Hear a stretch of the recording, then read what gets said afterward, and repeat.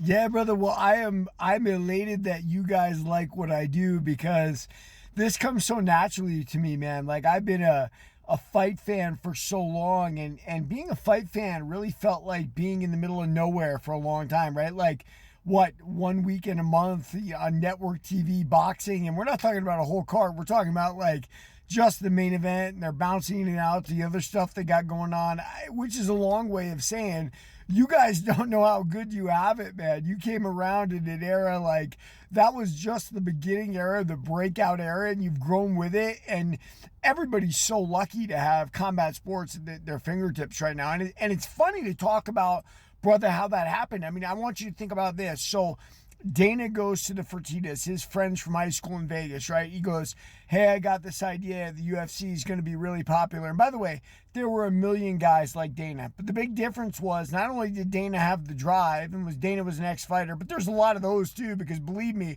I met some of them before Dana. I had a whole story about Benny Binion, the grandson of the gangster Benny Binion, introducing me to some guy from Arizona, because Arizona actually had MMA fights back then. It still wasn't legal in Vegas. And the guy came out and pitched me, and he was like an armed robber. And he's like, hey, man, we could be like Bob Arum and Don King in the 70s. He was absolutely right? Like and I knew it, but I also knew like I couldn't sell the guy. Like, Dana White was a guy you could sell. And Dana's advantage was being in Vegas, right, with the Fertitas. The Fertitas grew up as boxing fans, right? They loved jiu-jitsu too. They got into it.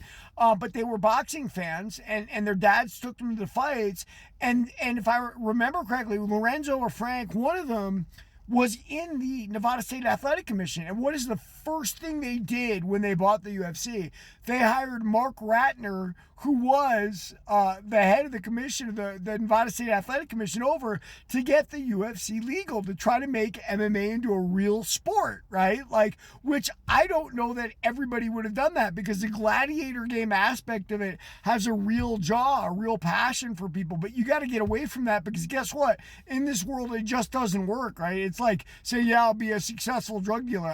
Guess what? Look at Nicolas Maduro. So I guess at the end of the day, man, I am so happy for all of you that you've come at this incredible time in combat sports, where we get to have so many fights on, we can't even watch them all. I get guys, hey, Unc, you watch Risen. Hey, Unc, you watch ONE FC. The answer is no, not because I don't love all their products. It's just there's too much now. So we went from starving when we were young, and I've done a lot of videos on that. Like, so what happened then, just like wrestling with the NWA and Jim Crockett was done through magazines, boxing was done like that for a large part too. I mean, true, it was a real sport and it was really happening, but the boxing writers were so important because a lot of people were getting all their information from those boxing magazines. They couldn't watch it on TV. They couldn't go to the fights. They're all over the nation in different places, and maybe your favorite fighter's not fighting anywhere near you, blah, blah, blah, blah, blah. Anyway, so it is so cool. And this is the last step this year, right? Like, we're finally getting into where they're on Paramount, right? And that is just awesome because the pay-per-view model's gone. Like, the last year, I finally pirated it. I was going to a friend's house, but I don't stay up really late. Finally, I started pirating the stuff you're forced to. And I think Dana recognizes that, and that's why the pay-per-view numbers, I'm sure for him, are falling. Say, hey man, let's get our money up front. Let's get it for free, just like, the NFL or the NBA or basketball or whatever. So anyway, look, man, we are so lucky. And believe me, I remember the Chuck Liddell Tito Ortiz fight. It's that old grappler versus striker argument that people have done in MMA for so long. And the thing about it is Chuck had good takedown defense because he was a Cal Poly wrestler, right? And Chuck had really, really powerful hands. And believe it or not, people don't see this as much, but I had an old boxing coach say this, and he's absolutely right. He did karate and stuff, or some type of martial arts, but Chuck punched and fought like a Kempo guy. He didn't fight like MMA like a kickboxer. He had a real wide stance. He really committed and overcommitted to his punches.